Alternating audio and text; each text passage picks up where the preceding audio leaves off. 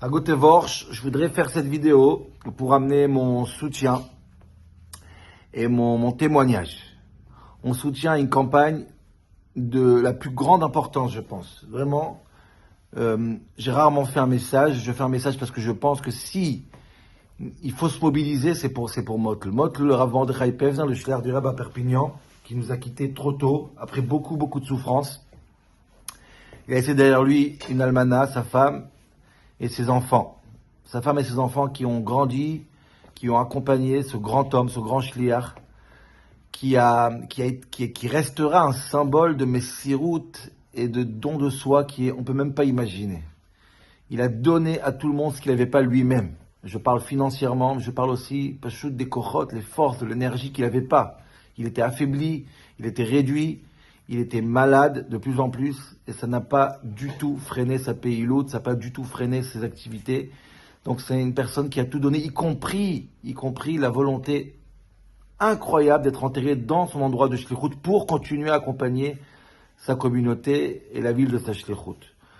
Aujourd'hui, on doit être là pour lui. Il a été là pour sa communauté, il a été là pour sa shlichut.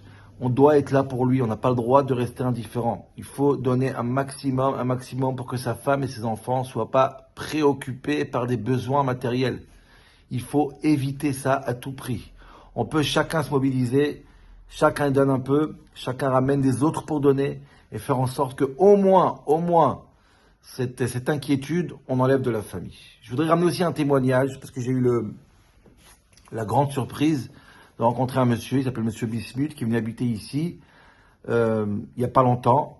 Et autour de la ptira de Motl, j'étais un peu dans un état un peu triste. Donc il m'a demandé pourquoi. Je lui ai dit. Et il m'a dit, ah, Rav Pesner de Perpignan, oh, moi aussi ça fait une semaine que je dors plus. Mamage comme ça, c'est ces mots. Je suis hors de moi. Parce que moi et Rav Pesner, on a fait un long chemin ensemble. J'habitais à Perpignan des années. On a ouvert une association qui s'appelle les Shem Shamaim. Je pense que les gens à Perpignan pourront la reconnaître. Et on a fait des choses incroyables sous l'égide du Rav Pesner. Et ils disent que tout le monde dit, mais quand ça vient de l'intérieur, c'est effrayant.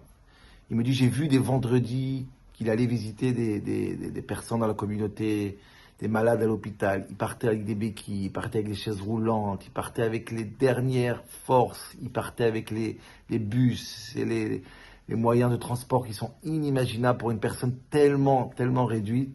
Et ça l'a jamais gêné. Il me dit qu'il y a des gens dans des bleds tellement loin de Perpignan qui connaissaient Motl que c'est impossible d'avoir accès à eux.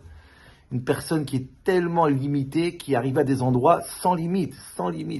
C'est un ratson, une volonté, un dévouement qui est inimaginable. Et il me dit ça avec des larmes.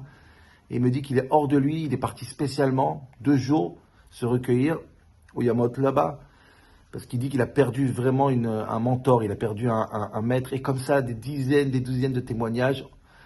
Et je pense qu'une personne, quand on entend ça, moi j'ai l'impression comme j'ai raté l'occasion d'être plus ami avec lui, d'être plus proche de lui, de l'écouter, de passer du temps avec lui, pas de prendre la voiture et vivre à côté d'un homme qui était avec nous. Il ressemblait à un homme, c'était un malach Hashem Mamash.